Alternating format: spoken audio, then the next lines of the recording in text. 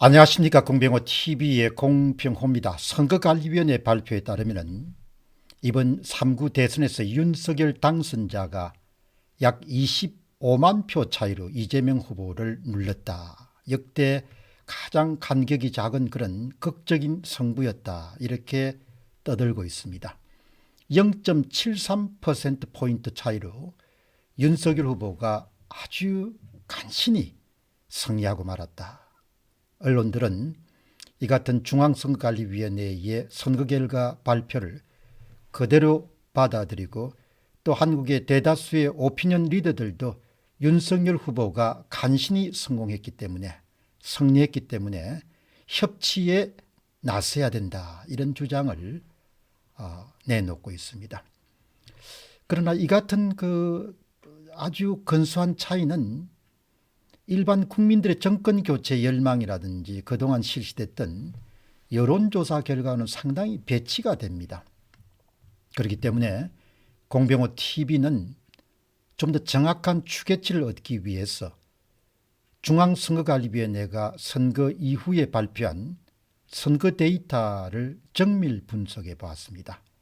그런데 중앙선거관리위원회의 공식적인 발표 0.73%포인트의 극적인 승리, 이것과는 엄청난 간격이 있는 그런 결과를 얻을 수 있었습니다.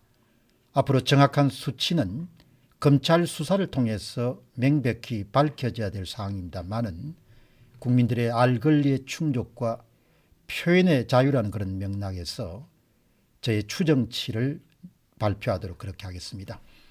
공병호TV의 추정치 1은 중앙선거관리위원회가 공식적으로 발표한 선거 데이터 분석을 통해서 정상적인 선거가 아니고 상당한 그런 투표 조작 행위가 있었다, 이렇게 잠정 결론을 내렸습니다. 특히 사전투표 조작이 대단히 광범위하게 실시된 것이 바로 3구 대선이라는 그런 결론을 얻을 수 있었습니다. 여기 사전투표 조작은 관내 사전투표, 그리고 관외 사전투표, 일명 우편투표와 재외국민투표 모두에서 일정한 조작 공식을 발견했습니다.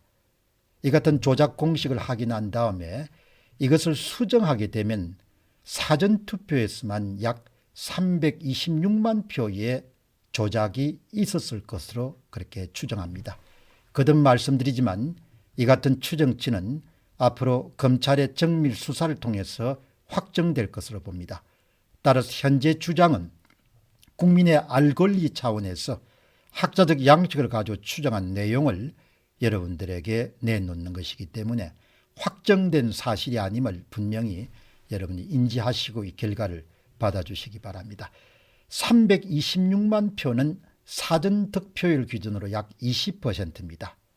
그리고 총 득표율 기준으로 9.5%입니다.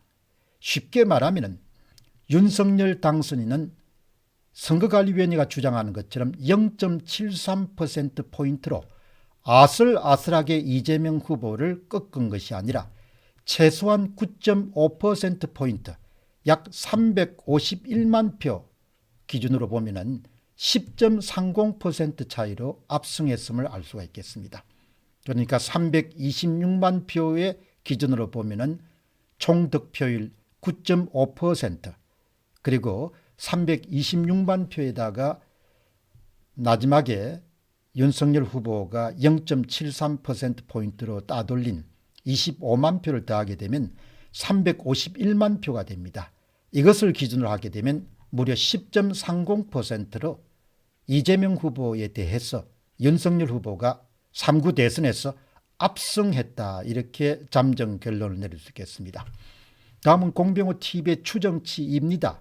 그것은 사전투표와 당일투표 모두를 대상으로 중앙선거관리위원회의 선거 데이터를 정밀 분석한 결과 양 후보의 최종 득표율은 0.73% 차이가 아니라 무려 11.05% 차이가 나는 것으로 그렇게 추정치를 얻었습니다.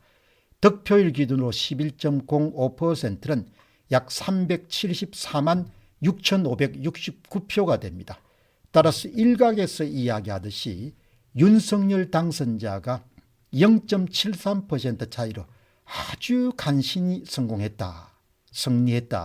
이것은 올바른 그런 부분이 아니라고 그렇게 생각합니다. 첫 번째, 윤석열 당선인은 득표수 기준으로 보면 이재명 후보보다도 약 351만 표에서 374만 표 차이로 승리한 것으로 봅니다. 여기 351만 표는 최소 격차고 374만 표는 최대 격차로 그렇게 해석할 수가 있습니다. 다음은 이 같은 양 후보의 득표율 기준으로 보면은 윤석열 후보는 이재명 후보를 0.73%포인트 차이가 아니라 11.05% 차이로 승리한 것을 뜻합니다. 이 같은 수치는 상당히 압승에 해당하게 됩니다. 15대 대선에서 김대중 후보는 39만 557표 1.53%포인트로 승리했습니다.